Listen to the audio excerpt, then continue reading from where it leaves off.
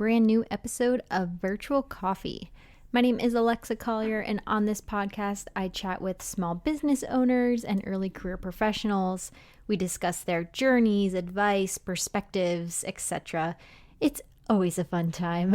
Now, before we get into this episode, the only big life update I have, if anyone cares, is that we got our patio in the backyard. So we extended the patio outside and we put down pavers and a sitting retaining wall. And when I say we, I mean the wonderful team who we contracted to do it for us, and it looks great.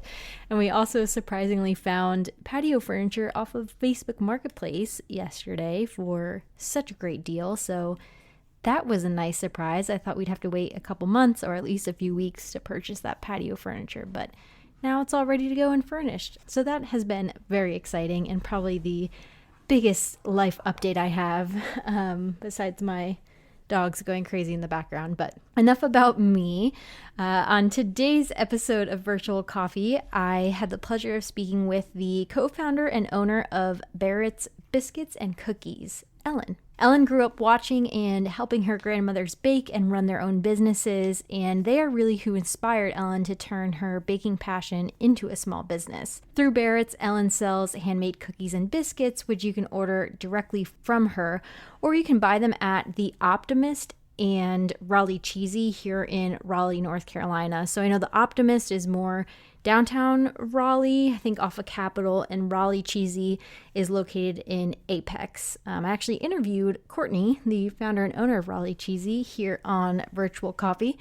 So check out her episode if you're curious about her story. But today we are here to hear about Ellen and her journey. And before we head into the episode, as always, I'd really appreciate if you could rate and review Virtual Coffee on the Apple Podcasts app.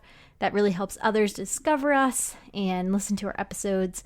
You can also follow us along on social media, Instagram, Facebook, etc. It's all at Virtual Coffee Podcast. Thank you so much for listening, and I hope you enjoy this episode. Now let's hear from Ellen.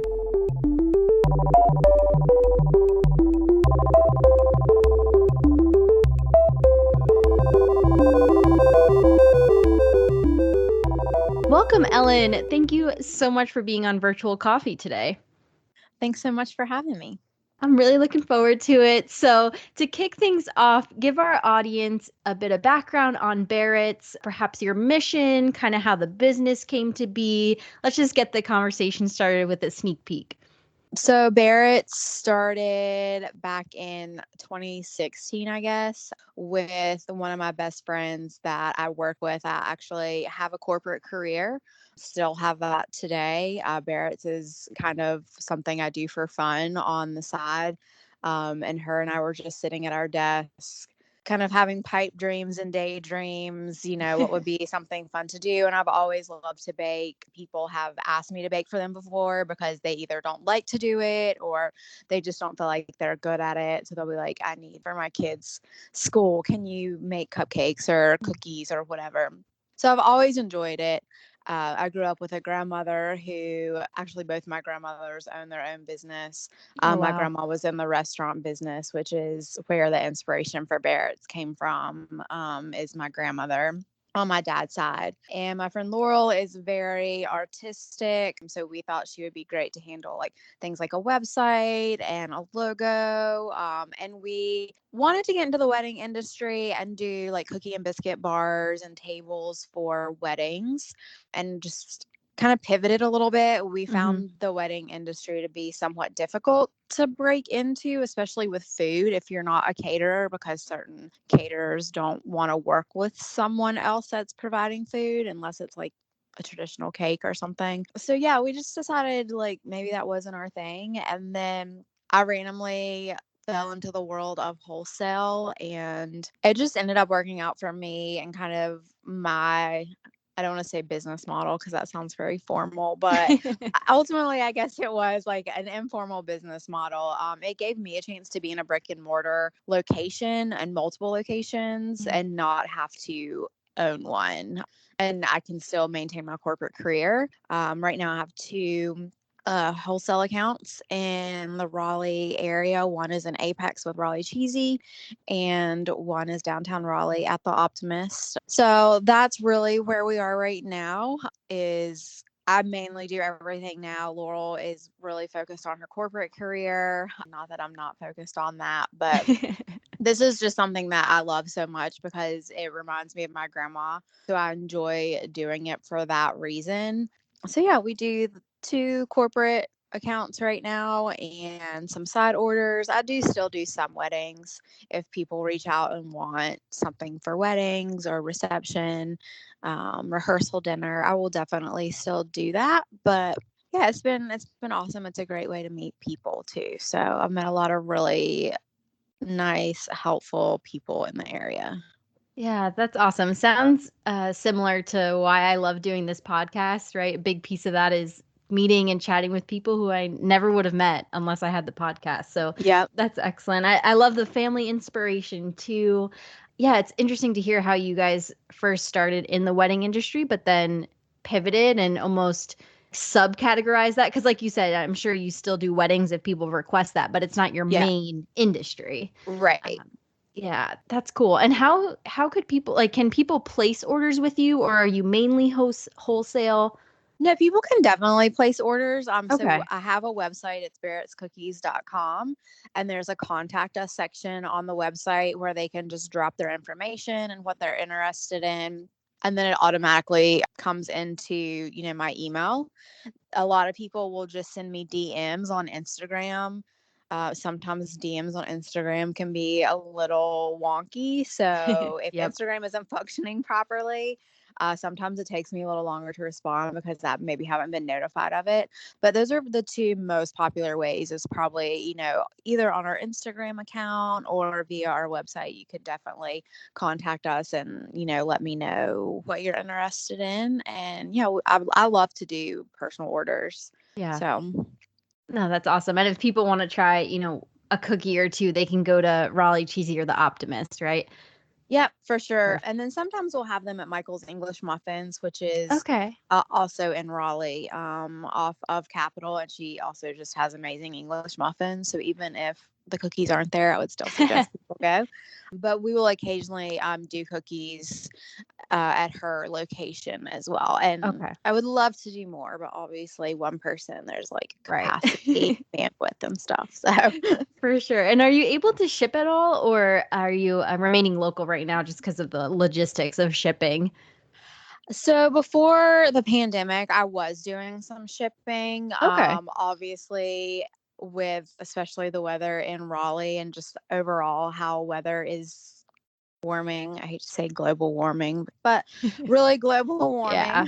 warming. It does present challenges with food that don't have preservatives to ship because you don't really know, even if you ship it like today, you don't know how long it's sitting on a truck out in the Right. heat. So I am kind of selective when I ship, but I will ship if it's the right decision for the product and the customer. My goal is Okay. always to make sure the customer gets that most fresh quality product because they're purchasing it, and obviously I want them to get something delicious that they have paid for. So yeah, and then obviously Christmas can present challenges. The past couple years Hmm. Christmas shipping has been horrible. Yeah. And also if I already kind of have a relationship with the person and I know them, I'm a little more flexible. So obviously like family, friends and stuff, Right. I'll ship whatever to them because it's Yeah. like, hey, I'm just warning you. But most customers, I'm very open and honest with some of the opportunities that shipping can cause, I Yeah. guess. Yeah, that makes sense. That's actually, I never thought about that for food businesses, like with the heat and all the shipping delays that have been happening over the past year or two, really, I think because of the pandemic. Yeah. That's so risky because you're right. Like, even my Amazon orders, will be delayed. But with food, like you said, you never know how long they're sitting there. So, Right. yeah, I'm sure Yeah. that has posed a lot of challenges for food businesses. Yeah. Can you describe some of the like cookies and things you bake? Like maybe dive into your favorite bake or what you provide to Raleigh Cheesy and the Optimist, just kind of giving our audience an idea of what you produce and make. Sure. So obviously the name Barrett's Cookies and Biscuits. So I bake a ton of stuff. I love baking all the things, but for the business, I really focus on cookies and biscuits. Okay. The biscuits, again, coming from my grandmother, and cookies have just always been my favorite dessert. We have our full menu on the website for the cookies. Our cookies are really something that, as Raleigh Cheesy once told me, she said they just taste like home. And that's really the goal, is I Yeah. wanted to create a cookie that just, it felt like you got it out of your grandma's kitchen, or it kind of would provoke a sense of nostalgia when you ate it. That's very deep to say, like, eat a cookie and like I want you to have all these like feelings and memories and stuff. But that's really, the foundation Yeah.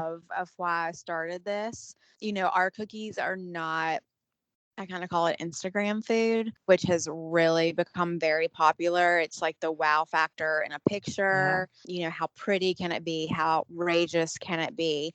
And that definitely has its place. But for me, that's not my goal. It's not about just a pretty picture, because a pretty picture doesn't taste good necessarily.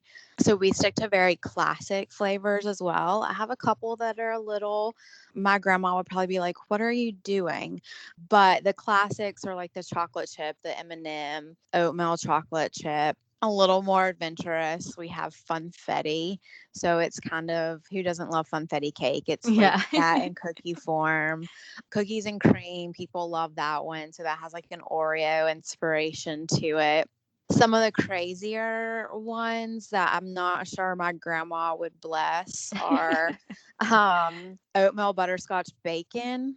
Um, Interesting. yeah, so it's a cinnamon oatmeal base, Okay. and then I put butterscotch chips in it, and then on top and a little bit inside the cookie, I will put, I actually make fresh bacon, so I don't use like bacon bits or, Hmm. anything like that. Like fresh fried bacon, a little bit in the dough, crumble some on top, and then drizzle it with a cream cheese icing. That one Wow. definitely has, a same day consumption because of the bacon. Hmm. But that's probably the most adventurous, like off the wall flavor. I also do a sweet and salty, which is really good. So it's like the M&M cookie, but then I throw in pretzels and potato chips and put sea Yum. salt on top. So I do have a couple that I went a little more adventurous with, just for those who want something a little off the wall. And then for my biscuits, again, straight out of grandma's kitchen. Hmm. They aren't fancy artisan biscuits. They are just pure Southern buttermilk biscuits. I have buttermilk, cheesy, chocolate chip, blueberry, cinnamon sugar. So throw some things in there, but they all start with that foundation that I learned from my grandmother at her restaurant. Those sound so good. I'm totally with you too on the getting a feeling of, biting into a cookie or a biscuit. Like, I think that's totally true. Food can bring back so many memories, so many feelings, and it really does sound like you go for that truly, like you said, feels like home vibe when you're eating your cookies and biscuits. So Yeah. that's Yeah. excellent. Yeah. That's awesome. And then I know you asked about what you could get at the Optimist and Raleigh Cheesy. So they do Yeah. just stock the cookies. Okay. The Optimist, they pretty much always will stock chocolate chip, M&M, cookies and cream, and funfetti. Hmm. And then Raleigh Cheesy traditionally will have chocolate chip and funfetti. She will sometimes order, maybe cookies and cream or toss it up a little bit, but those are really the staples. So Okay. there are definitely some flavors that you can only get if you order directly from me. And then the biscuits are also just ordering directly from me. So we don't do wholesale for the biscuits, because similar to what we discussed with shipping, I'm very transparent with how I believe the biscuits are best, Hmm. which is, 1 to 2 day consumption. Again, it's not, a chain brick and mortar biscuit that may have Hmm. preservatives, or any biscuit is best fresh out of the oven, right? So if people order biscuits from me, I really do my best to make sure those are baked like an hour or two before I deliver them, Oh, so that they wow. are as fresh as, yeah, as fresh as possible. Excellent. Yeah, that sounds just so delicious.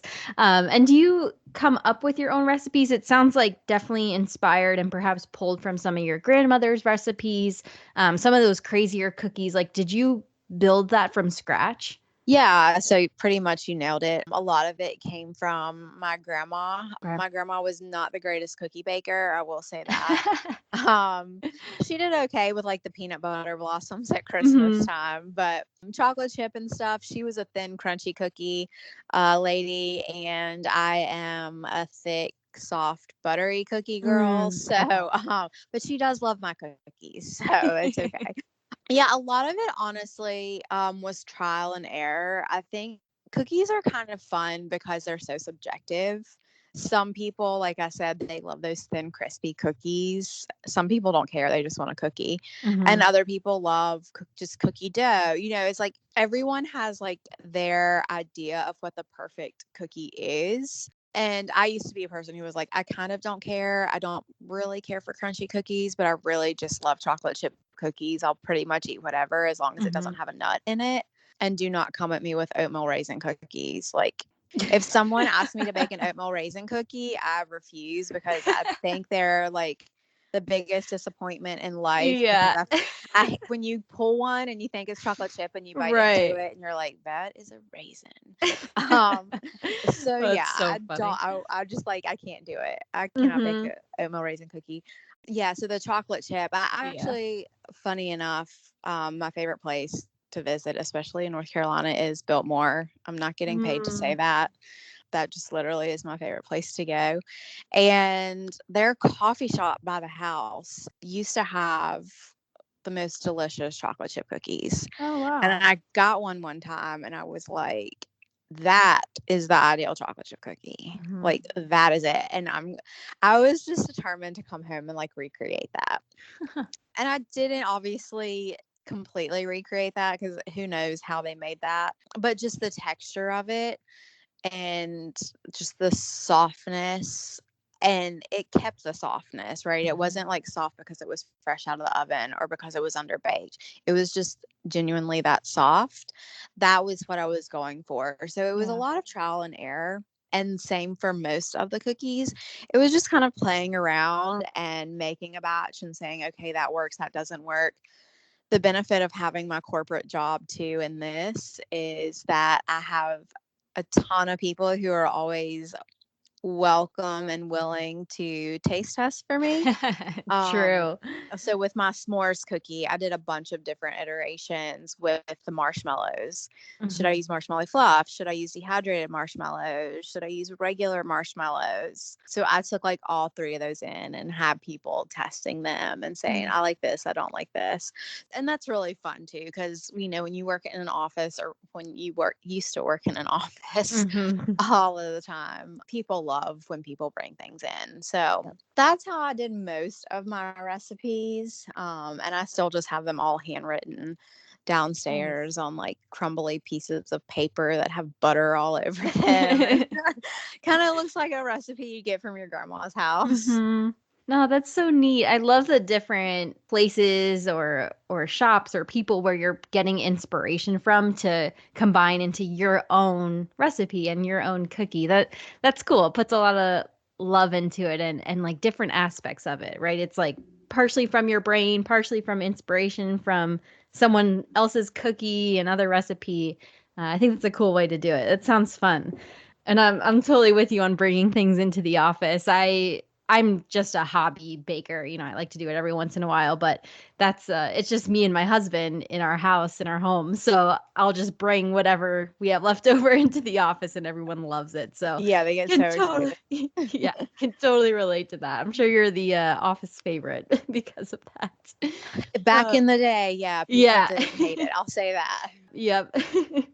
That's awesome. And speaking of that corporate job, how do you balance it all? I mean, what's the behind the scenes look like when, you're baking either to put your cookies in the Optimist or Raleigh Cheesy or you're baking in order? Like are your weekends just all baking? Are you able to balance it? What's that like? It takes a very organized person to do Mhm. this. If anyone out there is thinking about doing it, I've always been very structured and detailed and organized, almost to the point that it's a negative thing, Hmm. because it's so intense. And a lot of people will ask me, do you want to leave corporate to just do Right. cookies? And a lot of people do that and have success with it. And a lot of people do that and don't have success with it. For me, like I said, growing up and seeing my grandma, having her restaurant, and that was her only source of income. I saw how much work it took and the hurdles and the opportunities. And Yeah. it takes a lot to own your own business, whether it is your full-time job or your side job. I do a lot of planning on my calendar. So with just having the two wholesale accounts, I know when they need to be replenished. Both Raleigh Cheesy and the Optimist, they are the kindest people, the individuals that own those businesses.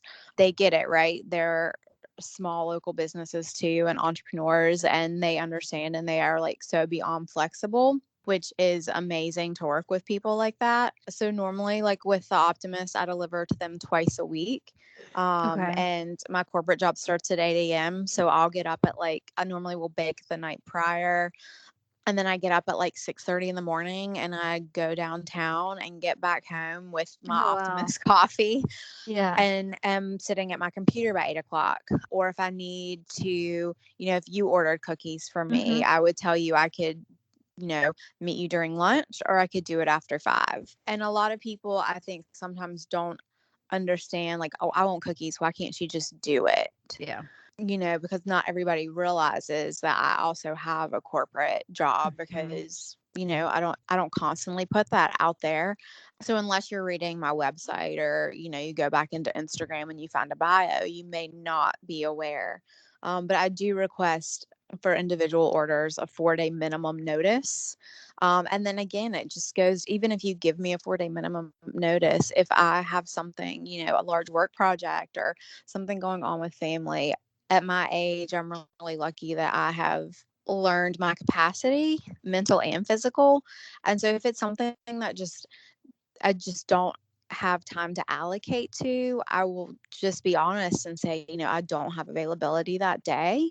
So it goes back to a lot of planning and knowing what you can do, because at the point that you overdo or you run yourself into the ground trying to please everyone, you get burnout, and that's when it doesn't become fun anymore. No, for sure. I really appreciate that honesty and your confidence in being honest in your capacity. Like you said, I think it takes a while to really learn that and own that and know when you're just pushing yourself way too far, and like you said, it doesn't become fun anymore. And that applies to anything, like a corporate Yeah. job, a hobby, a small business. So I think that's a great piece of advice. And I really love that you're sharing your story, that you do have this full-time corporate job that you're also very passionate about, because I feel like some people might feel intimidated if they have a hobby they want to turn into a small business, that they have to quit everything and go all in, and that can be really really scary. You're proof that you don't have to do that. And of course, there's limitations in that, like you said, if you Mhm. have a busy project, you might have to turn down orders or what have you, but it's about what makes you happy and what balance makes you happy. Maybe you don't want Yeah. to go all in, and that's totally okay, but you can find the best of both worlds. You know, don't be scared to Mhm. start, for sure. I think I have seen a ton during the pandemic. I think people just have kind of caught on that you can do this kind of thing. And so people are just like, okay, I can bake. And then they start something. There is a right way to go about it. Just because you can bake a cake does not necessarily mean that you should be selling those cakes. Sure. So there is a lot to learn. You do have to do your research and go about it in the right way that works for you and that works for kind of your target customer. But yeah, I get asked a lot by friends, like, oh, how's your cookie business doing? And I think sometimes when people hear that I'm just in 2 locations, and I shouldn't say just, because I'm Mhm. adding to the issue that I'm getting ready to talk about, don't you want to do more, or can't you do more? You know, 2 locations is nothing, as my grandma would say, that's nothing to sneeze at. And it's not that I don't want to do more or I couldn't do more. I could do more. There are so many businesses in Raleigh who want to support other local small Mm-hmm. businesses that sure I could probably go out and get more accounts, but it's making sure that the people who were there with you in the beginning are getting service Yeah. and getting the same quality and attention that you originally gave. I think also people get caught up in like Instagram followers nowadays. Mm-hmm. How many followers can you get? Oh, well, this cookie business or this cake business has 6,000 and I only have 2,000. They must be so much better than me. That is not an Instagram follower number. It doesn't necessarily equate. So I think Instagram has just, kind of added to that pressure and can Yeah. also add a level of intimidation for people who are thinking about doing this. Because even if you have a personal Instagram account, you go down a very dark rabbit hole of comparing, well, she has nicer clothes, she has, a nicer house or goes on fancier trips. Why am I not doing that? You constantly are just like, why not me? Mm-hmm. And but what you don't realize is somebody else is probably looking at your page and saying the same thing, Yeah. Yep. So yeah, I mean, I've talked to other people who own businesses, photographers, I mean, not just in the food world, but talk to some photographers who say the same thing. It's so hard to not compare yourself and get caught up in the numbers of followers and the number of likes and what other people are doing. They might have 5 wholesale accounts and I have Mm-hmm. 2 wholesale accounts. That doesn't mean they're better than you. That doesn't mean they're more successful than you. You have to just really put on your blinders and just find the confidence that you had when you started. I'm totally with you. I think just incredible pieces of advice in there. And the Instagram thing is so true. I mean, even with virtual coffee, I find myself every once in a while being like, oh, well, that podcast has so many followers and they started after me. And I have Yeah. to physically and mentally pause myself and think, wait, sure, I could post every single day if I wanted to and go all in on social media and promoting it, but I also have a corporate job and it's about understanding the give and take, right? If I Yeah. decided to go all in on the podcast, well then there goes my, 3 days a week of going to the gym and being able to Yeah. watch a TV show with my husband, being able to walk my dogs, and those are things I don't want to give up right now. Right. Right. So that's how I, am able to come to the conclusion that the podcast is my hobby and I get the amount of enjoyment I want to get out of it. And that's Yeah. what's important. And yeah, it's very easy to get caught up in the social media thing and seeing other successes, especially when, of course, people only post the successes, right? I mean, Right. same for me, but Yeah. it's very easy to forget that like they also struggled or how many years have they been going at it or there's just so many factors you don't see. You don't know. Yeah. Yeah. Yeah, Yeah. exactly. And just kind of speaking of the future of Barrett's and your life, where do you see that going? I mean, do you just kind of see riding the train, right, and seeing where it takes you? It sounds like, you're very dedicated to your corporate job right now. But what does the future kind of look like for you?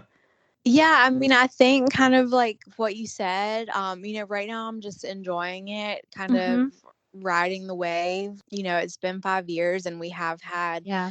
um, you know, I've I've grown very slowly and intentionally. And that's totally fine with me Mm-hmm. because similar to you, I have a family, we're trying to buy a house right now, which if anybody in Raleigh is trying to buy a Oh house yeah. right now, I don't need to go on about that. Yeah. So, obviously family for me is first. Yes, I have my corporate job and that provides me with, amazing benefits and 401k and insurance and so Mm-hmm. many, big girl things that owning my own business would not provide me with.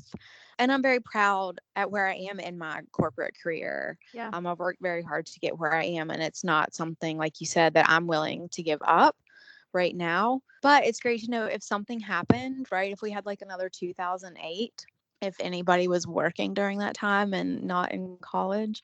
I was working during that time and I actually got laid off. So I was one of the people who, yeah, lost their job during that terrible time. So, if something like that happened again, heavens forbid, because I know we all were kind of like freaked out last year at the height of the pandemic, is like, are we going to have jobs? What's happening? It was comforting to know I had something like in my back pocket. Yeah. That's not to say if something happened with my corporate job, I wouldn't try to find another one. But it's like in the meantime to know that I have something that I am also very passionate about with the cookies and biscuits. And I could take that time and really run with it Mhm. and see how far I got. And if it worked out, it worked out. So I don't want to say I don't have a plan because that doesn't sound intentional. And I do try to be, very aware of what's going on. And I am a planner. But right now, I'm just happy with where things are. And so, yeah, I mean, we'll see. Like, if there are any like small business owners out there or bakers that do this, it's like, who doesn't have that little, like, oh, I'd love to have this magical little store with Sure. like whimsical decor and like pictures of my grandma's house on the wall and like mason jar, like, Mhm. sure, who doesn't think about that? But then you're like, oh, I have to pay bills. Yeah. It's Yeah. like Yeah. the adult in you pops back out and you're Mhm. like, okay, wait, not right now. So who Yep. knows? We'll see where it goes. I think Raleigh, I'm not from Raleigh, but I do think Raleigh is very welcoming and supportive of small local businesses. So I think if it's something that you wanted to do, I think this is a great area to do it in. Mhm. I have seen in the past, like I said, the past couple years with the pandemic, especially, and just in general, I feel like cookies have become the cupcake of sorts. So, like, what was it, like 5 or 10 years ago? It was like cupcakes were all the rage. Like, Right. had nobody ever seen a cupcake before? It was just kind of like, why are cupcakes all of a sudden Yeah. so popular? The Pillsbury Doughboy invented cupcakes a long time ago, folks. Mhm. Um, I feel like that's kind of cookies now, is cookies are Yeah. very trendy. It's how big can you make them? It's very insta food. And I don't think that's like a real title. That's just what I say. Mhm. How much can I cram into them? It's like get the video of me breaking it apart and it going everywhere. And I've Right. done that too. I'm not like throwing shade. I've also done the cookie breaking videos. I try to steer Mhm. away from them now because I feel like it's too trendy of sorts. But, and you also have the larger corporate cookie chains. And I don't know that I can legally say them on a podcast, but there's one in particular who there are a ton of locations in Raleigh now. They come in Yep. pink boxes. Yep. Um, you sound like you know who I'm talking I about. think I'm with you. And I have sampled those cookies. So if there's Mhm. a cookie out there, I'm gonna go out there and sample it and see Right. how it measures up. And they're not bad. They're great fresh. But people love them, right? And Yeah. they're a good balance of insta food versus taste. Sure. They are actually good, but they also make great pictures. So yeah, the cookie market I feel like has just kind of expanded and it'll probably level set just like cupcakes, right? People still love cupcakes, but Mhm. it's not like all the rage that it was. And I'm probably dating myself by even using the word or phrase all the rage, but whatever. So yeah, cookies are just like super, super popular right now. And again, True. how long have cookies been around? But it's like Yeah. suddenly, what's the craziest flavor? People put blue Right. dye in them and call them the Cookie Monster cookie, or how much, Right. some people will be like, it's a chocolate chip cookie with M&Ms and M's and pretzels and nerds and Mhm. marshmallows and cornflakes and cake pops and it's just like, where's the cookie? It's like by the Yeah. time you get to the end of the ingredient list, it's like, what kind of cookie was that again? Yeah. Um, just cramming all the things into cookies, and it's interesting for me to see because I am someone who I have my menu, and a lot of people would say you shouldn't do this, but I don't really create new flavors. There are occasional seasonal flavors, like I love pumpkin, so I have a pumpkin Mhm. chocolate chip for the fall, but in general I'm not out there experimenting or trying to keep up with what everyone else is doing. Because again, that's not my mission or the foundation of my brand. Right. My grandma stuck to her fried chicken,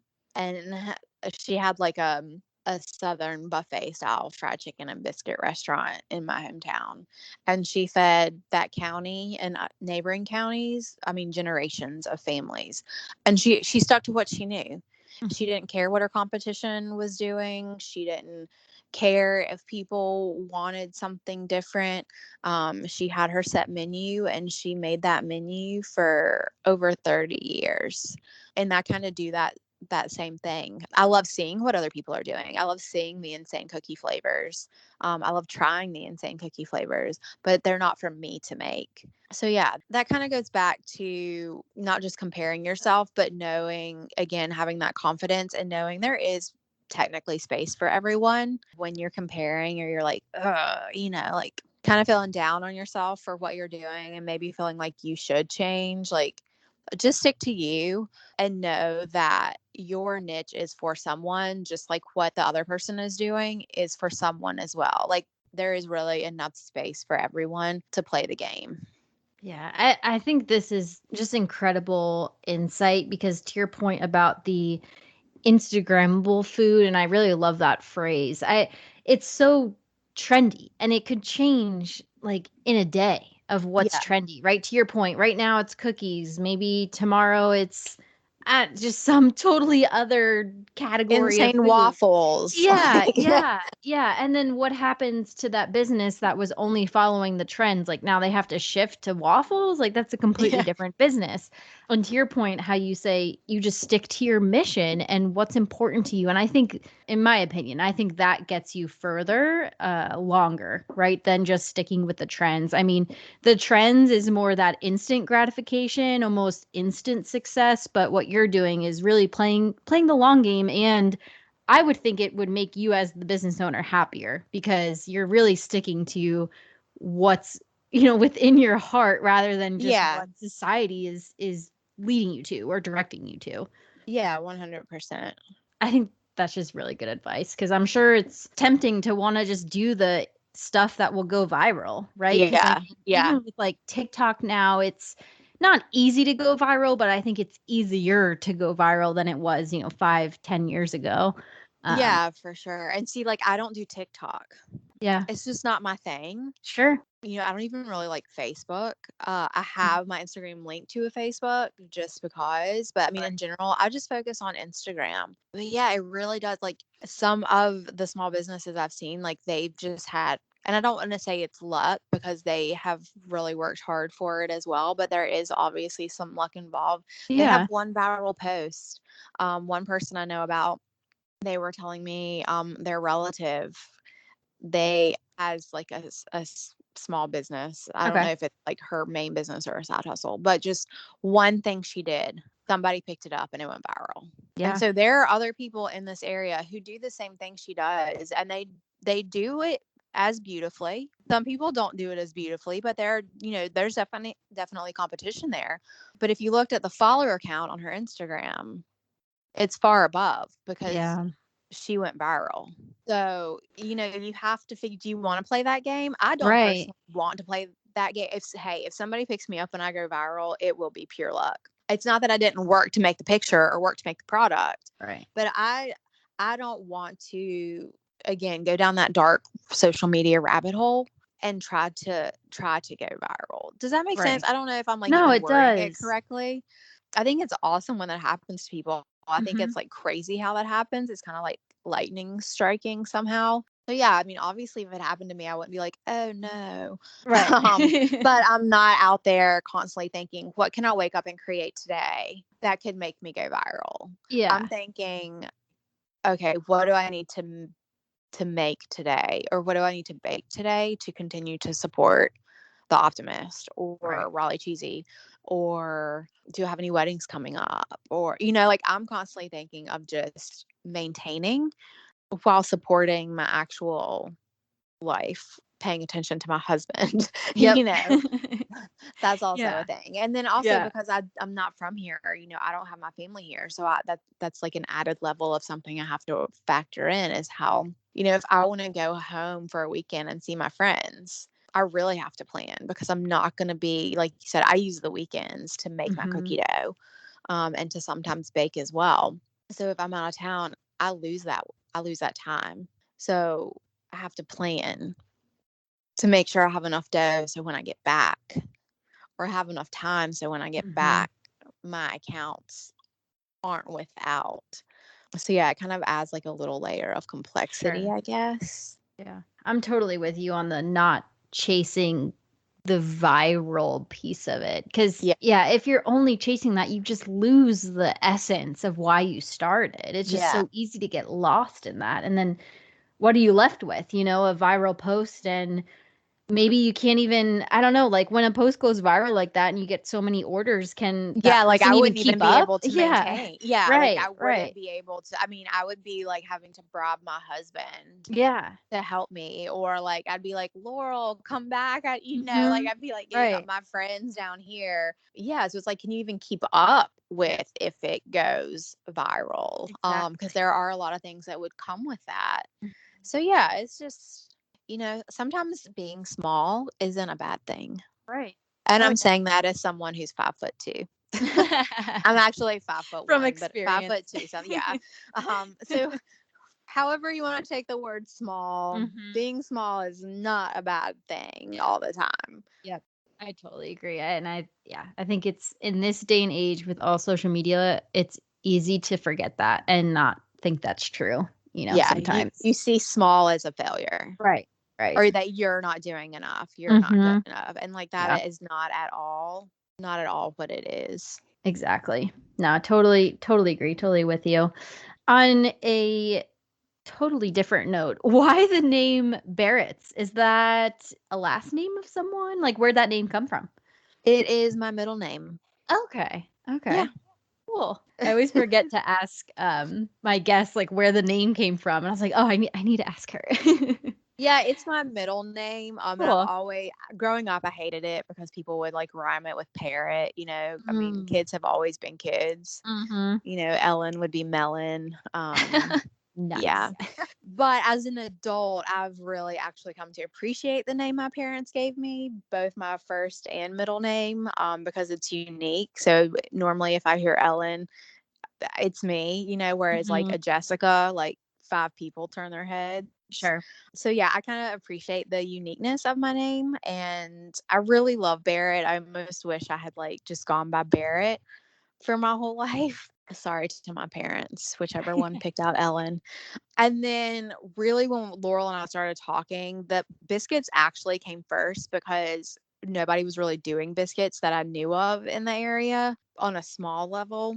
And we just thought Barrett's biscuits had like a Ah. good iteration. Is that what you call it? Iteration? Oh, when there's Uh, like a rhythm to it, kind of. yeah, yeah. I forget Yeah. what that's called, but I know what you Um, mean. so yeah, we just thought that sounded, I don't want to say cute, but I don't know, it just sounded Hmm. good.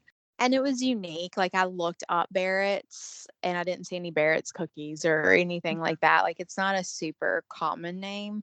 Yeah. And then really like if you ever have like a business card or you see one of my business cards, the name on it is Ellen Barrett. Like I just dropped my last name in Okay. general. I joke with my husband that like I should just legally change my name to Ellen Barrett. So yeah, that's where it came from. And again, because the foundation really is family, it just kind of adds another nod that I use my name. That sounds more narcissistic than a nod, but you know, it's just using what my parents gave me, I guess. Yeah, using your natural brand or your Yeah, given brand. Yeah, I yeah. think I think that makes sense. It's a nice story. I love it. Excellent. Well, my last question, Ellen, that I end all my episodes with is in this moment, what is your proudest accomplishment? And it can be related to Barrett's, can be totally on a different topic. Just kind of that first thing that comes to mind when I ask you what your proudest accomplishment is. That's a very deep question. Yes. Let's like end it with a heavy hitter. Yep. Um, Probably just being able to balance a corporate career Mhm. and having the courage. This sounds like two things, but having the courage to start Barrett's and being able to maintain it with my corporate job. a lot of people at my corporate job, especially now since we're not in the office, they don't necessarily even know that I have my own business. I don't want to say because I balance it so well, but because I balance it so well, Yeah. it doesn't take away from my corporate performance. So I think it says a lot for anyone out there who can balance a full-time corporate job, which is very demanding. Start something that you're very passionate about and own it, and develop a brand really that's your logo and your product, and you're out there networking. That takes a lot of courage. And then also balancing family. You touched on your husband and your dog, and balancing all those things is a lot. Hmm. So for anybody who's doing that out there, you go. Uh-huh. Good for you. That should be like your biggest accomplishment, is just doing it and waking up every day and making it all work, right? Yeah, totally. And yeah, congratulations on everything you've achieved so far and that balance that you strive for. I think you're a really good inspiration for others who want to pursue their passions and their hobbies even further and potentially turn them into a business. So, congratulations Thank on everything you. so far, Ellen. Well, Yeah. congratulations on your podcast, because it kind of Thank sounds like you. you're doing the same thing. Thank So you. go you. Thank you. Thank you. I appreciate that. And before we sign off here, where can people find you and Barrett's social medias, website, etc.? Shout them all out. Yeah, so I've shouted these folks out already, but they deserve many more. The Optimist, it's downtown Raleigh, kind of in the Mordecai area. Raleigh Cheesy, right now she has her Apex location. It's super cute, so go check her out. If you'd like to order directly from me, you can go to our website, barrettscookies.com. Under the Contact Us section, just send us your info, what you're interested in, what date you're thinking you may want some cookies or biscuits, and we will definitely get back to you. Or you can find us on Instagram, Barrett's Cookies, and follow us. We have pictures, tons of pictures, not always cookie breaking videos or, Insta food, but you'll still get lots of content with all things butter. We love butter. And you can shoot us a DM as well if you want to order or leave a comment. I constantly look at Instagram. So if you are commenting or something, thank you for commenting and liking and following. I'm sure everybody knows how important that is to local businesses. So just make sure you guys are all doing that for your favorite local businesses. For sure. Well, thank you so much, Ellen, for being on Virtual Coffee, and I hope everyone checks you out and Barrett's. But thank you Yeah, so thank you much. so much. It was great talking to you today.